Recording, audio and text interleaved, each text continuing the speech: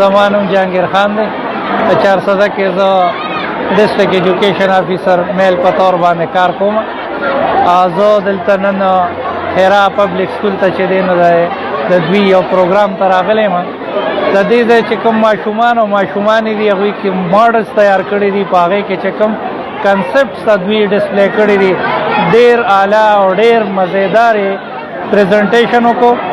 او کومې چې ماشومانې دي د هغوی کنسپټ ډېر کلیر دی، هغوی چې په هر لحاظ باندې او زه د دې ټول کریډټ چې دی نو دا د دوی د استادانو ته ځي، ځکه چې استادانو دوی ته ډېر زیات چې دی نو بهترین طریقه باندې دا کنسپټ ټرانسمیټ کړي دي. د دې سکول چې کومه د دې انتظامیه ده هغوی هم ډېر زیاته خواري کړې ده. زما خیال دی چې د دې سټالز په تیارېدو کې هم کافي وخت لګېدلی وي، خو د ماشومانو ما په خپل طور باندې زیات کوشش وکړو چې هر سټال ته لاړ شو، هغلته چې دی نو کافي وخت تېر کړو، د ماشومانو سره کوېسچن آنسر وکړو چې د دوی نه مونږ هم څه زده کړو او مونږ نه دوی څه زده کړي. زه انتظامیې ته، استادانو ته، ماشومانو ته په دونه ښه پریزنټیشن باندې مبارکبادي ورکوم.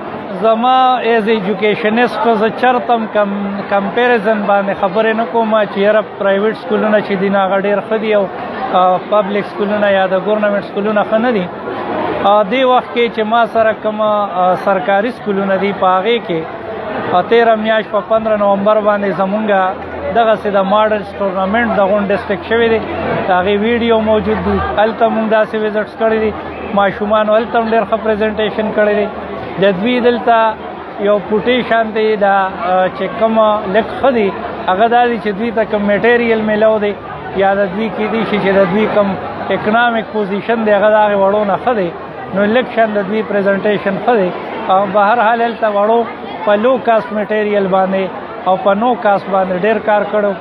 موږ سره هلته په پرایویټ سکول کې ښه ټیلنټ موجود دی، په پبلک سکول کې هم ښه ټیلنټ موجود دی. زما ته که لږه شانتې ګیله ده نو هغه صرف د ټیچرز په حساب ده چې دا علم چې کوم دی دا په ښه طریقه ټرانسمیټ شي، نو ماشومانو کې د پیکنګ پاور ډېر دی، ډېر په ښه طریقې زده کوي. ډاکټر صاحب ته ووایي چې په مستقبل کې د ګورنمنټ سکولونو ته هم څه داسې اکټیویټیز پروګرام ستاسو منصوبه شته، هغوی به هم په داسې لاین باندې راځي که نه داسې د دې ګورنمنټ په ایجوکیشن باندې ډېر غټ فوکس دی. اوس مونږ ته چې دی هر های سکول کې او میډل سکول کې مونږ سره کمپیوټر لیب راغلی دی، زمونږ ماشومان په هغې باندې ټرینډ کېږي.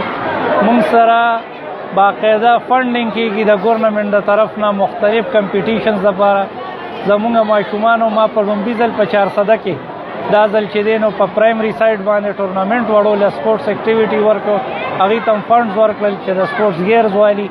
نور هم چې څومره انډیویجولي په هر سکول کې مونږه 13 تاریخ باندې APS ډے مناو کړی ده.